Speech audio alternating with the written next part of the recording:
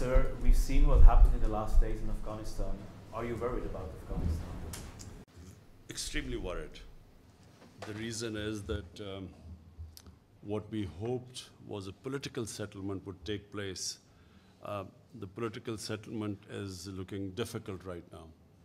And it's looking difficult right now because the Taliban are refusing, and we tried. I tried to persuade the Taliban. This is months back, 3 or 4 months back.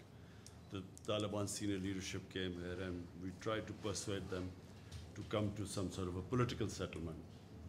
The only thing that would stop Afghanistan from descending into anarchy is a political settlement. But unfortunately, the Taliban, when they were here, they felt that they refused to talk to Ashraf Ghani. Their condition is that as long as Ashraf Ghani is there, we are not going to talk to the Afghan government. And here I want to say that in 2019, when Pakistan persuaded Taliban to start talking to the Americans, I suggested that there should be, before the presidential election, there should be an interim government so that, the elections would be inclusive. But unfortunately, the Afghan government was very critical about this remark about there being an interim setup. And they went ahead with the elections, and President Ghani got elected. Now, once President Ghani got elected and the Taliban got excluded, it was always going to be a problem from then onwards, because Ashraf Ghani insisted that the Taliban should talk to him. The Taliban did not recognize him. They didn't recognize the elections, and they would refuse to talk to him. So that's where the problem started. And that problem still is there. Now, the Afghan government is extremely critical about Pakistan. They think we have some magic powers that we will make Taliban do whatever we want to do. They don't realize that that the Taliban, the moment the Americans started drawing down their troops, and especially when they gave an exit, from then onwards, our leverage on Taliban was minuscule, diminished, because the Taliban thought they had won the war. They had won the war by not losing to the Americans. And in their mind that once the Americans left, then, then they had won. So to try and persuade them when time was given for exiting Afghanistan by Americans, it became extremely difficult to try and persuade them. And Afghan government, unfortunately, is now blaming Pakistan for what is happening there. They somehow think that Pakistan has supernatural powers. We are a superpower plus, which can, which has such power that 70,000 Taliban can take on 300,000 Afghan government troops with aircrafts and with modern weapons. And somehow, we have that power to make them win. So the Afghan government, and the other reason is Afghan government, I think, right now from what I can see, they are blaming Pakistan, as well as they are now trying everything to somehow get the Americans back into Afghanistan. The whole posturing right now is that they're blaming the Americans for this debacle, Pakistan and the Americans. And they are trying to somehow persuade the Americans to actually intervene. And there are listeners in the American political system who are listening to the Taliban and using these things that women are at risk, and all those who supported the NATO troops, they are at risk. And somehow they want the Americans to again intervene. But this is, they've been there for 20 years. What will they do now which they didn't do in 20 years? So so this is the situation right now.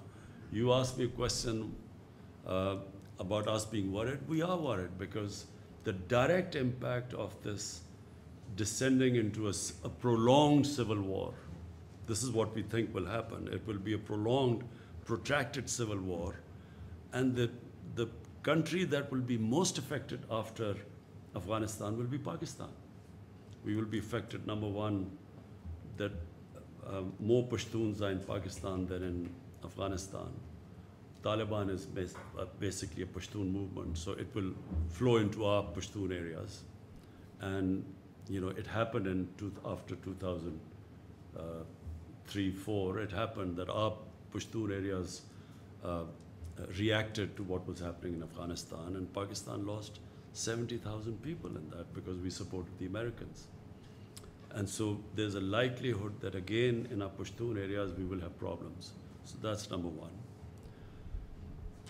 And then having lost 70,000 people and over $100 billion lost to the economy, half of our tribal area people were internally displaced. About 3 million people were internally displaced. So that's number one worry. Number two is refugees. We already have 3 million refugees in Pakistan, Afghan refugees.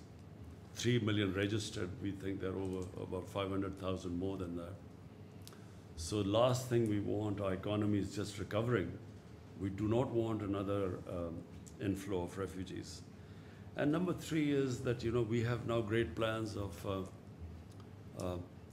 our connectivity right into Central Asia through Afghanistan. I just went to Tashkent to work on this railway from Uzbekistan connecting through Afghanistan, through Mazar Sharif and into Pakistan, which would connect this whole area. So this is our future, it's geoeconomics. And we are worried that if there is a civil war in Afghanistan, this whole economic agenda of connectivity with Central Asia goes out of the window. So that's our worry. Sir, in case of the Taliban takeover of Kabul, what will be your government's policy? Will you close the border or cut relations with Afghanistan? What will happen, I can't say.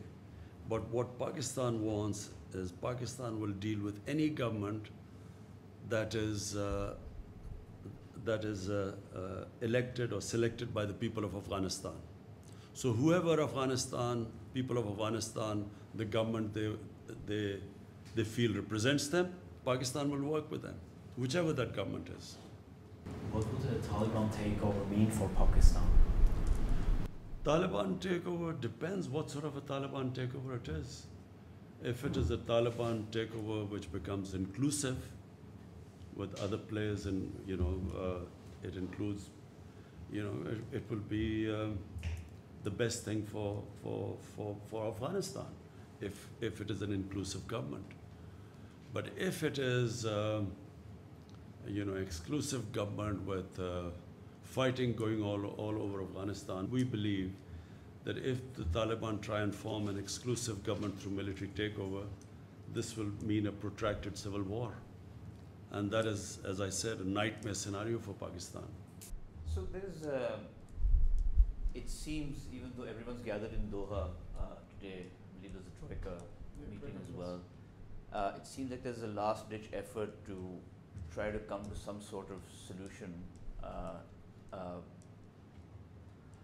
Do you think there's lots of suggestions as to how this could move forward? The Taliban have one suggestion too, which is that Ashraf Ghani should step aside. If it means, given how much Pakistan has at stake, would you support such a move? I mean, if it comes to this consensus that an elected president should step aside? Number one, at the moment, the top priority should be a ceasefire, because obviously civilians are affected, and civilians will get more and more affected as this fighting rages and gets into the main cities. Once the fighting gets into the main cities, then there will be heavy civilian casualties. So therefore, at all costs, there should be a ceasefire. Now, what would it take for a ceasefire? And that's what the Doha talks are all about. So, I'm not a big one into military solutions. I believe that, as a politician, we always should look for a political settlement.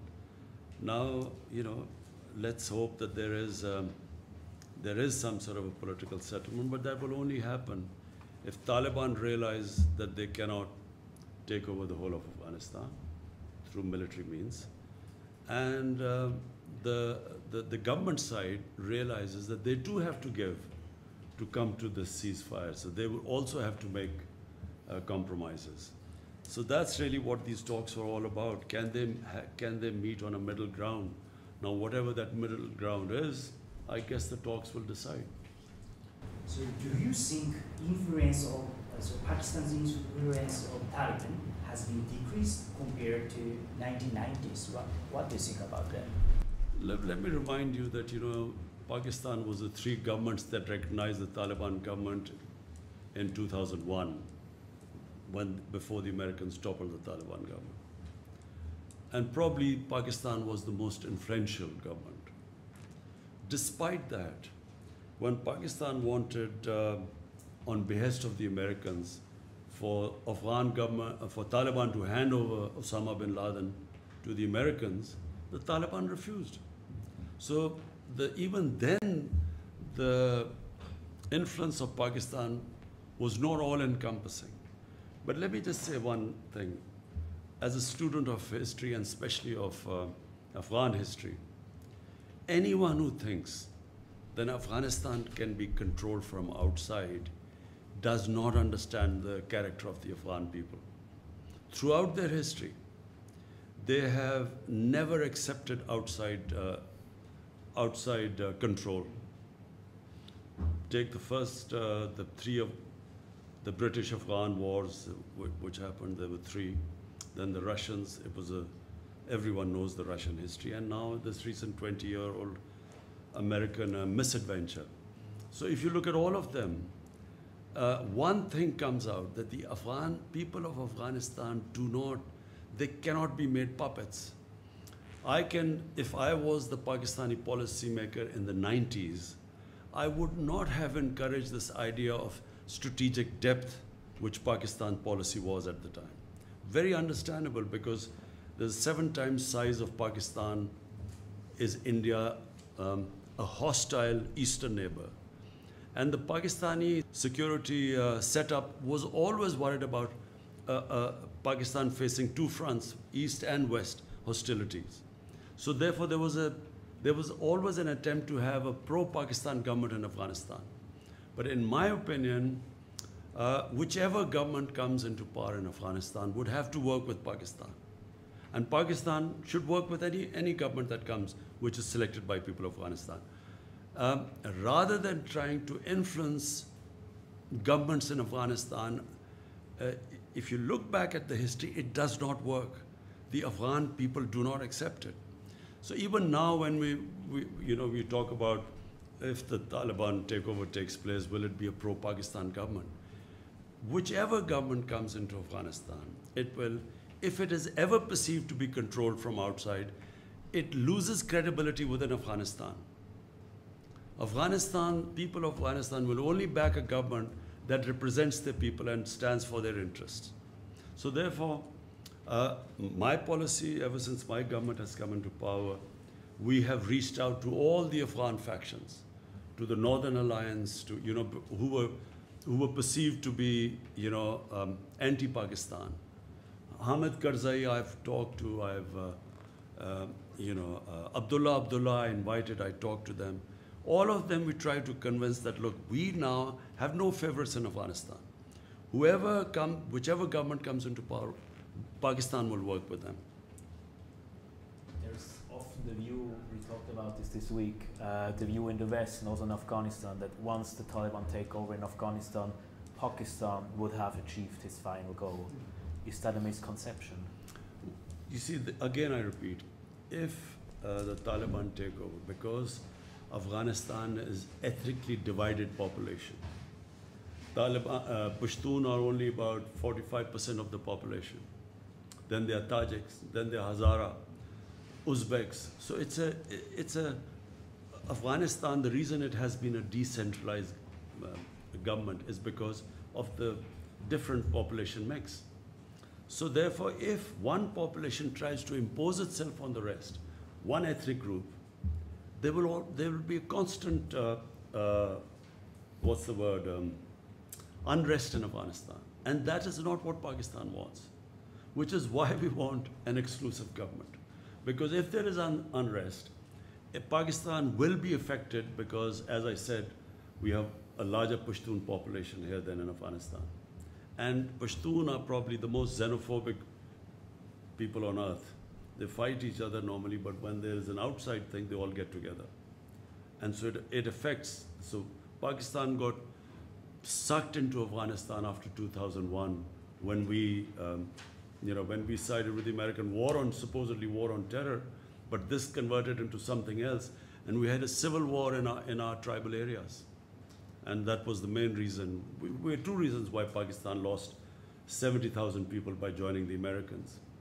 Number one, the old jihadi organizations which were created to fight jihad against the Soviets, they all turned against Pakistan because Pakistan suddenly was telling them that against Soviet occupation it was jihad, but against American occupation it's terrorism. So they turned against Pakistan. And then second was in the tribal areas, there was literally a civil war against Pakistan because we were pro-American. Basically all their sympathies were with Pashtuns, not Taliban, with the Pashtuns. And they turned against there was as I said, half the population was internally displaced of the tribal areas, which still is recovering from the devastation. Hence, it's in Pakistan's interest that there is a political settlement and all factions come, a government that represents everyone. Reportedly, US fighter jets are coming from Qatar to Afghanistan through Pakistan's airspace. So is it true? And is there any agreement with the United States? We have made it very clear that Pakistan is not, first of all, our soil will not be used to be, so that we get again embroiled in an Afghanistan civil war. So we do not want any bases in Pakistan. We don't want our soil to be used for attacks into Afghanistan. And as far as I know, that after 31st, the Americans are going to stop all sorts of even air attacks on Afghanistan. One last question. So the two main players in Afghanistan and its solution are the United States and Pakistan. The heads of the two governments have not spoken yet. I want to know the state of relations between your government and President Joe Biden's government on Afghanistan, and moving forward, do you think that Pakistan is going to be scapegoated? And what is Pakistan's strategy when it says we have other options? The NSA has also said expanded. Let me say three things. Number one, Pakistan has already been being made a scapegoat by Afghan government. And the Afghan government is doing so because it is taking, it is blaming Pakistan for all the misgovernments and the kleptocratic government that Afghanistan has been. I mean, clearly 70,000 of Taliban should not be sort of dominating a 300,000 well-equipped with air cover Afghan unless the population is helping the Taliban. It cannot happen otherwise. So rather than looking at the reasons why they have not been able to provide the governance that was required for winning over the population, and secondly, the whole hasty way that the Americans have certainly left. The Americans, if you wanted a political settlement, common sense is that you do the political settlement from a position of strength. So when you have 150,000 NATO troops there, that was the time to do a political settlement. People like me were all the time saying that, there's no military solutions to do a political settlement. I was called anti-American. I was called Taliban Khan because of that. And people like us were sort of sidelined for even talking about a political settlement. So having not done a political settlement from a position of strength, now blaming Pakistan when you have, when there's no leverage left, when the Taliban think they're winning, for the Afghan government, mind you, first time I'm seeing that the Afghan government are now blaming the Americans the way they exited. So they too are now blaming the Americans. So finally, and the other thing about, I keep having the President Biden hasn't called me. Well, it's his option if he wants to call or not. It is business if he thinks it's necessary or not. I mean, not that I am waiting for any phone call. It's his prerogative. There's a friends are visiting from Delhi, so I just thought maybe we can have a difference of strategy in Delhi and Pakistan on Corona also. The way we fought is totally different. Can I ask one last question towards Afghanistan? You're a close ally to China. What would you see the future role of China in Afghanistan? I think the answer to your question also is that I think that the Americans have decided that India is a strategic partner now. And I think that's why there's a different way of treating Pakistan now. And also they feel that we're very close to China, and then they want to sideline China. So I think in the broader strategic policy of the US, I think that's what is reflected in the way they have dealt with Pakistan. Pakistan is just considered only to be useful in the context of somehow settling this mess which has been left behind after 20 years of trying to find a military solution when there was not one. I feel that China is an emerging superpower, and China is, for us, for Pakistan, it's very important because China has helped us in a very difficult time. So we are obviously grateful to China the way they've helped us. But it's not an exclusive thing. Even CPEC for us is we've invited all the countries, Europeans, any country can join us in this. Pakistan's main concern now is economics. Our real concentration is now to lift, we have 220 million people. My main job is to look at their well-being, lift people out of poverty. And that point of view, China has been very helpful because China has done probably no in human history, no country has ever done, lifting almost 700 million people out of poverty. So that's really our main, where China is helping us a lot. Will China have a role in Afghanistan? China is a neighbor. Obviously China will have a role in the rebuilding of Afghanistan. Yes, I think so. Sir, can I have just one last question? Turkish President Recep Tayyip Erdogan has proposed to involve Pakistan and Hungary to protect and run Kabul's international airport following the withdrawal of other NATO-led foreign troops. So far, no clear response has come from Pakistan. What is the Pakistan's position to safeguarding the Kabul airport? I've just had a meeting with Turkey's defense minister, and we will be trying.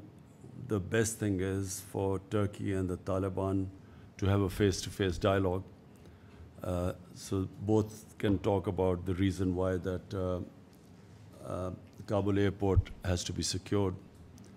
And so we will be talking to the Taliban to use our influence for them to have a face-to-face talk with Turkey.